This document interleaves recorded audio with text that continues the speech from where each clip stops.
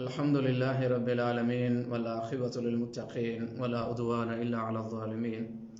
أعوذ بالله من الشيطان الرجيم. بسم الله الرحمن الرحيم. يا أيها الذين آمنوا أطيعوا الله ورسوله ولا تولوا عنه وأنتم تسمعون ولا تكونوا كالذين قالوا سمعنا وهم لا يسمعون ان شر الدواب عند اللہ الصم البکم الذین لا یعقلون. سورہ انفال کی یہ آیت ہے، آیت نمبر 20 سے 22. امثال القرآن کے حوالے سے آج ہمارا یہ درس جو ہے، آج 18ویں مثال ہے قرآن مجید سے، اور یہ مثال جو ہے اللہ رب العزت نے یہاں بیان فرمائی ہے کہ اللہ تعالیٰ نے ارشاد فرمایا کہ نافرمانوں کی طرح مت ہو جانا. اب اس مثال سے اب دیکھیں کہ اللہ رب العزت ارشاد فرماتے ہیں یا ایھا الذین آمنوا اطیعوا اللہ ورسولہ، اے ایمان لانے والو اللہ اور اس کے رسول کی بات مانو، اطاعت کرو اللہ کی اور اس کے رسول کی.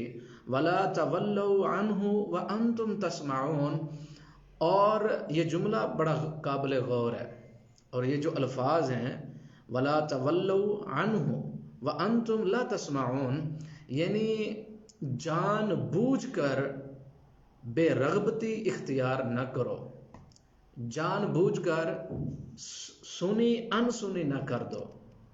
وَلَا تَكُونُوا كَالَّذِينَ، اور نہ ان لوگوں کی طرح تم ہو جاؤ قَالُوا سَمِعْنَا وَهُمْ لَا يَسْمَعُونَ، جنہوں نے کہا کہ ہم نے سنا حالانکہ وہ سنتے نہیں تھے، سن نہیں رہے تھے.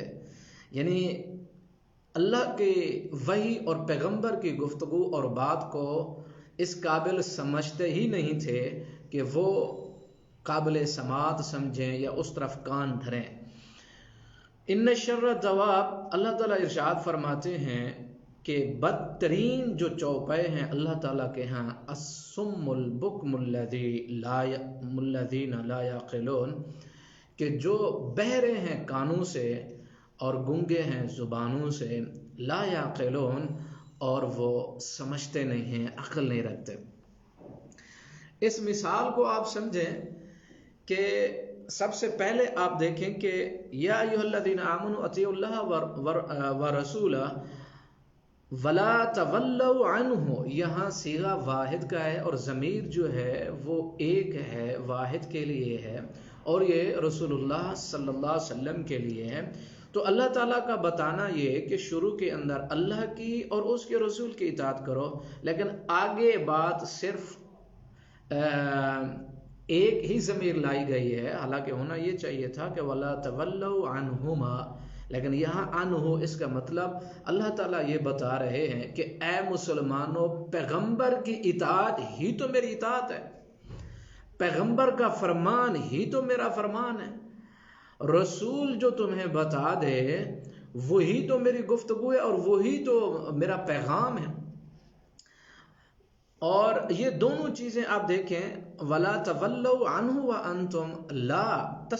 وَأَنْتُمْ تَسْمَعُونَ، یہاں ایک یعنی آپ سٹریم سمجھیں، یہ ایک جہت ہے، وَلَا تَكُونُوا كَالَّذِينَ قَالُوا سَمِعْنَا وَهُمْ لَا يَسْمَعُونَ، یہ دوسری جہت ہے. یعنی پہلے الفاظ کے اندر تو یہ ہے کہ انسان جان بوجھ کر بے پرواہی اختیار کر رہا ہے، ایک بات یہ ہے. دوسری بات یہ اللہ تعالیٰ ارشاد فرماتے ہیں قَالُوا سَمِعْنَا وَهُمْ لَا يَسْمَعُونَ، وہ اللہ اور اس کے رسول کی بات کو، اللہ اور اس کے رسول کے پیغام کو قابل توجہ ہی نہیں سمجھتے. جب ان سے کہا جاتا کہ سن لیا، ہاں سن لیا، ٹھیک ہے، حالانکہ انہوں نے سنا نہیں ہوتا. تو اللہ تعالیٰ ارشاد فرماتے ہیں وہ انسان، وہ مسلمان جو جان بوجھ کر بے رغبتی اختیار کر رہا ہے اللہ اور اس کے رسول کی گفتگو اور قوانین اور شریعت سے، جان بوجھ کر یہ کام کر رہا ہے، تو اس کا مطلب یہ ہے کہ اس کی جو دلچسپیاں ہیں، اس کی جو رغبت ہے، اس کا جو شوق ہے، اس کی جو تمنائیں اور آرزوئیں ہیں کسی اور سائڈ پہ ہیں، اس کے جو محبت کے جذبات کہیں اور سجدہ کر رہے ہیں، اس کی جو آرزو ہے، اس کی جو خواہش ہے اور اس کی کامیابی کے جو راستے وہ دیکھ رہا ہے، اس کے سگنل وہ کہیں اور سے لے رہا ہے. یعنی اللہ اور اس کے رسول کی بات کو سوچ سمجھ کر پس پشت جو ڈال رہا ہے، اس کا مطلب یہ ہے کہ یہ انسان اور یہ مسلمان کچھ اور سوچ رہا ہے. اللہ اور اس کے رسول کے حکم اور فرامین اور احکام کو پس پشت ڈالتے ہوئے اس کی توجہ، اس کے شوق، اس کی رغبتیں اور اس کی آرزوئیں اور تمنائیں کسی اور راستے سے سگنل لے رہی، اور پھر یہ جان بوجھ کر بے رغبت ہو رہا ہے، اور اس کے دل کے اندر وہ شوق، وہ تڑپ، وہ آرزو، وہ محبت، اور جو ایک فطرت لے کر آتا ہے ماں کی گود سے. جس طرح ایک بچہ جو ہے، جس طرح اللہ رب العزت ارشاد فرماتے ہیں فطرت اللہ التی فطر الناس علیہا، اللہ تعالیٰ ارشاد فرماتے ہیں ہماری جو فطرت جو ہے، ہم نے انسان کے جسم کے اندر جو فطرت رکھی وہ اسلام کی ہے، وہ سلنڈر ہونے کی.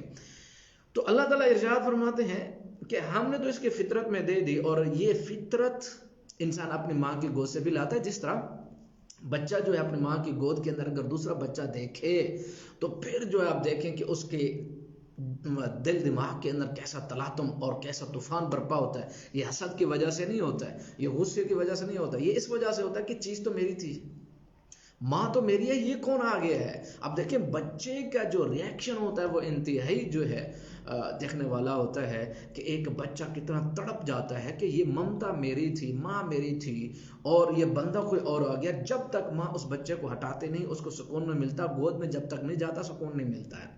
کیوں؟ کیونکہ وہ میری تھی. یہ احساس اپنائیت جو ہے جب تک انسان میں ہے ترقی کرتا چلا جائے گا، چاہے دنیا چاہے آخرت ہے. اپنائیت کا احساس جو ہی ختم ہوا کچھ بھی نہیں. مثلا آپ بندے کو دیکھیں بھی، آپ گھر کیوں بنا رہے ہو؟ بھی میرا ہے نا. اس کو ڈیکور کیوں کر رہے ہو؟ میرا ہے. گاڑی کو اتنی چمکا کیوں رہے ہو؟ میری ہے. اتنی محنت کیوں کر رہے ہو؟ کہ میرے بچے ہیں. اتنی والدین کے ساتھ محبت کیوں ہے؟ یہ میرے ہیں نا. آپ اتنا بچوں کے اوپر خرچ کیوں کر رہے ہیں؟ میرے ہیں. یہ گھر کے اوپر اور یہ ساری چیزیں آپ محنت میں لگے جٹے ہوئے ہو، کما رہے ہو. کیوں؟ کیونکہ یہ گھر میرا، یہ گاڑی میرے، یہ ماں باپ میرے، یہ بہن بھائی میرے، یہ ماں میرے، یہ بھائی میرا. اور بہنوں کے ساتھ جو ہے وہ محبت اتنی کیوں؟ میری بہن ہے نا. یہ احساس اپنائیت، رشتہ داروں سے محبت کیوں؟ میرے رشتہ دار ہے نا. یہ خاندان سے کیوں؟ میرا خاندان ہے. علاقہ میرا ہے، وطن میرا ہے، ملک میرا ہے جی. یہ نسل، یہ قوم، یہ زبان، یہ میری. یہ محبت جو ہے اس میں پھر یہ اسلام بھی، یہ دین بھی، یہ قرآن بھی، یہ اسلام بھی، اور یہ خالق بھی میرا ہے. جب یہ اپنائیت موجود ہے پھر یہ جو چیز ہے نا نہیں آئے گی. وَلَا تَوَلَّوْا عَنْهُ وَأَنْتُمْ تَسْمَعُونَ. پھر سنی انسنی نہیں کرے گا، بے رغبتی نہیں ہوگی، کیونکہ اپنائیت کا احساس موجود ہے. اور یہی اپنائیت کا احساس انسان کو ترقی کی عروج پر لے جاتا ہے اور ترقی کی سیڑھیاں جو ہے اس کو چڑھاتا ہے. لیکن جب یہ احساس ختم ہو جائے، بھی میری نہیں، پھر گاڑی صاف نہیں ہوگی، پھر گھر کے اوپر کچھ نہیں لگے گا، پھر ماں باپ کی وہ عزت نہیں، پھر گھر کے اندر وہ عزت نہیں، پھر بہن بھائیوں کی وہ عزت نہیں، پھر خاندان، علاقہ، کنبہ، قبیلہ میرا نہیں. جب تو پھر کوئی رغبت نہیں. جب اسلام میرا نہیں، دین میرا نہیں، اور قرآن میرا نہیں، اور خالق اور مالک جو ہے، اور پھر اس سے بے پرواہی اور لاپرواہی جو ہے، پھر انسان کبھی بھی اپنائیت کا احساس دل اور دماغ میں نہیں ہوگا تو پھر وہ کچھ بھی نہیں کر سکے گا. مثلا ایک بندہ جو ہے وہ کہے گا یہ گھر میرا نہیں ہے، تو اس پر وہ توجہ ویسی نہیں ہوگی جیسی ہونی چاہیے. لیکن اگر اپنائیت کا احساس ہے تو پھر ہر قسم کی قربانی دیکھ کے خوشی محسوس کرتا ہے، سکون محسوس کرتا ہے، اطمینان محسوس کرتا ہے، اور چین لیتا ہے. خرچ کر کے بھی، پسینہ بہا کے بھی، خون اپنا دے کے بھی خوشی محسوس کرتا ہے جب اپنائیت کا احساس ہے. جب اپنائیت کا احساس توڑ دیں آپ کہ یہ میری نہیں ہے، پھر بے چینی بڑھتی چلی جائے گی، بے سکونی بڑھتی چلی جائے گی، مسائل الجھتے چلے جائیں گے، گھر جو ہے وہ اجڑ جائے گا. اور یہ بات یاد رکھیں کہ جب گھر اجڑتے ہیں تو ہوٹلیں آباد ہوتی ہیں، سوسائٹیاں اور دوستیاں آباد ہوتی ہیں، اور گھر کے اندر سکون نہیں رہتا ہے. دوسری بات، اب دوسری چیز کی طرف توجہ دیں، ولا تکونوا کالذین قالوا سمعنا وهم لا يسمعون، قابل توجہ نہیں سمجھتا ہے، یعنی اللہ اور اس کے رسول کا جو دین ہے وہ یعنی اس کے دل ہی نہیں کرتا ہے، دل کے اندر ہم تو کلمہ تو پڑھے، ہم مسلمان ہیں الحمدللہ، اللہ تعالیٰ ہر مسلمان کو اسلام اور دین اور ایمان کی حلاوت نصیب فرمائے، دنیا اور آخرت کے اندر کامیابیاں عطا فرمائے، آخرت کے اندر ہمارے گناہ معاف فرمائے اور جنت و فردوس عطا فرمائے۔ لیکن یہ جو یعنی دل نہیں کرتا، یعنی ہم دیکھیں اذانیں ہو رہی، دل نہیں کر رہا جانے کو، قرآن کو، اسلام کو، دین کو، نیکی کو، اور یہ جو کیوں اتنی یعنی اجنبیت کیوں ہے ہمارے دل میں اسلام کے خلاف؟ ہم اسلام کے لیے اپنے اندر اجنبیت کیوں محسوس کرتے ہیں؟ ایک ایسی چیز محسوس کرتے ہیں جو دل پسند نہیں کر رہا، قدم اٹھ نہیں رہے، ایک ایسا تساہل ہے اور ایک ایسی بے رغبتی اور بالکل شوق نہیں ہے۔ کیوں ایسا دل کرتا ہے؟ اس کی وجہ یہی ہے کہ ہم اس کو قابل توجہ نہیں سمجھتے، اور کامیابی، خوشی اور دنیا آخرت کے سارے مسائل ہم کہیں اور سے حل کرانا چاہتے ہیں، کچھ اور چاہیے ہمیں۔ ہم جہاں بھی جائیں گے اللہ تعالیٰ ارشاد فرماتے ہیں تم پھر چکے ہو، سیدھے راستے سے ہٹ چکے ہو، فَأَقِمْ وَجْهَكَ لِلدِّينِ حَنِيفًا، اپنی فطرت کی طرف آ جاؤ، جس سائیڈ پہ اسلام ہے ادھر دیکھو، تمہاری سائیڈیں، تمہاری سوچیں تبدیل ہو چکی ہیں، اپنے شعور کو محفوظ کرو، اپنی سوچ کی حفاظت کرو، اپنے عقل کی حفاظت کرو، تبھی جا کے آپ کی نسلوں کی حفاظت ہوگی۔ آپ نے دیکھا ہوگا کہ اگر راستے کے اندر کوئی گرد و غبار ہو تو ہر انسان ناک کو، آنکھ کو ڈھانپتا ہے تاکہ اس گندگی سے، اس آلودگی سے اپنے آپ کو بچا لے۔ بے عینی ہی ایسے ہی ہے انسان، جب ہر طرف انسان دیکھے اللہ کی نافرمانی اور گمراہی اور ضلالت اور گناہ اور منافقت اور تکذیب اور جھوٹا پن اور کھوکھلا پن اور ساری چیزیں، انسان کو اس وقت اپنے شعور کی حفاظت کرنی چاہیے، اپنے عقل کی حفاظت کرنی چاہیے، اپنی اچھی سوچ، اجلی اور پاک اور صاف اور ستھری سوچ کی حفاظت کرنی چاہیے، تبھی جا کر عمل کی حفاظت ہوگی، عمل اچھا آئے گا، سکون ملے گا۔ سوچ اچھی نہیں کچھ بھی نہیں ہوگا، عمل جتنا بڑا ہو جائے، سوچ ٹھیک نہیں، صاف اور ستھری نہیں، اجلی نہیں، بالکل پاکیزہ نہیں، شفاف نہیں، یعنی اس کے اندر گندگی اور غلاظت، اور عمل کتنا بڑا ہو، سوچ ٹھیک نہیں کچھ بھی نہیں ہوگا۔ اللہ رب العزت ارشاد فرماتے ایسے نہیں، اگر تمہارے اندر اپنائیت کا احساس نہیں اور پھر قابل توجہ نہیں سمجھتے، یہی تو تمہاری فطرت تھی، پھر تم فطرت کے خلاف جاؤ گے، نقصان ہوگا، یہ فساد فی الارض بھی ہوگا، فساد فی الانفس بھی ہوگا، فساد فی الاخرہ بھی ہوگا، یعنی دنیا کے اندر بھی نقصان تمہارا، تمہارے جسم اور باڈی کا بھی نقصان، شعور اور عقل اور فہم اور سمجھ کا بھی نقصان، تم اچھے کو برا کہو گے، برے کو اچھا کہو گے، اور یہ ایسی سٹریم اور ایسی عادت ہے جو انتہائی نقصان دے۔ آگے اللہ تعالیٰ کیا ارشاد فرماتے ہیں؟ پھر آخرت کا بھی نقصان دیکھیں، اگر انسان کے اندر یہ سوچ ہو کہ وہ جان بوجھ کر بے رغبت بنتا ہے اور دوسری چیز جو ہے وہ قابل توجہ بھی نہیں سمجھتا، یہ دو صفات اگر انسان کے اندر ہوں، پھر دیکھیں اللہ رب العزت نے کیا ارشاد فرمایا، ان شر الدواب، بدترین مخلوق جو ہے وہ کون ہے اللہ کے ہاں؟ الصم البکم الذین لا یعقلون، کہ ایسے لوگ جو بہرے ہیں، حق نہیں سنتے۔ حق کیا ہے؟ میرا کنبہ نہیں، میرا علاقہ نہیں، میری نسل نہیں، میری قوم نہیں، میرا خاندان نہیں، میرے والدین نہیں، میری بیوی بچے حق نہیں، اولاد نسل حق نہیں، میرے علماء حق نہیں، اللہ اور اس کے رسول کی جو گفتگو اور بات ہے وہ حق ہے۔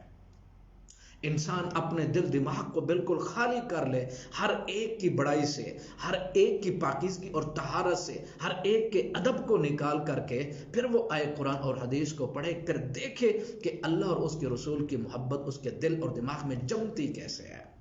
لیکن ہمارے پاس رکاوٹیں بہت زیادہ ہیں، تو اللہ تعالیٰ ارشاد فرماتے ہیں حق سنتا نہیں، حق بولتا نہیں، الذین لا یعقلون، یہ ایسے لوگ ہیں جو بات سمجھتے نہیں ہیں۔ جب حق کے خلاف رکاوٹیں آ جائیں گی، رنگ آ جائے، نسل آ جائے، برادری آ جائے، خاندان آ جائے، کنبہ قبیلہ آ جائے، تعصب آ جائے، ہیں جی، یعنی دنیا کی ساری قوتیں طاقتیں دل اور دماغ کے اندر جو ہے وہ کنٹرول اور قبضہ کیے بیٹھے ہیں، تو پھر انسان حق سمجھے کیسے، اور حق جائے تو کس راستے سے؟ آگے تو رکاوٹیں کھڑی ہیں، ان کو ہٹانا پڑے گا۔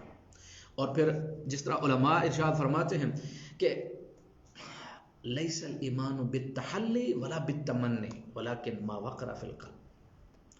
ایمان کا نام جو ہے وہ تحلی نہیں ہے، ایک خوبصورت تعبیر ہے کہ الایمان لیس بالتحلی ولا بالتمنی، تحلی کا نام ایمان نہیں ہے۔ تحلی کا کیا مطلب؟ یعنی تحلی کا مطلب یہ ہے کہ ظاہری زیبائش، آرائش اور خوبصورتی، یعنی وضع اور قطع، وضع قطع کے اندر یعنی داڑھی بھی، ٹوپی بھی اور لباس بھی، وہ سارا پتہ چلے کہ یہ ایک مولوی اور دیندار آدمی ہے، صرف اس کو ایمان نہیں کہتے، صرف اس کو ایمان نہیں کہتے۔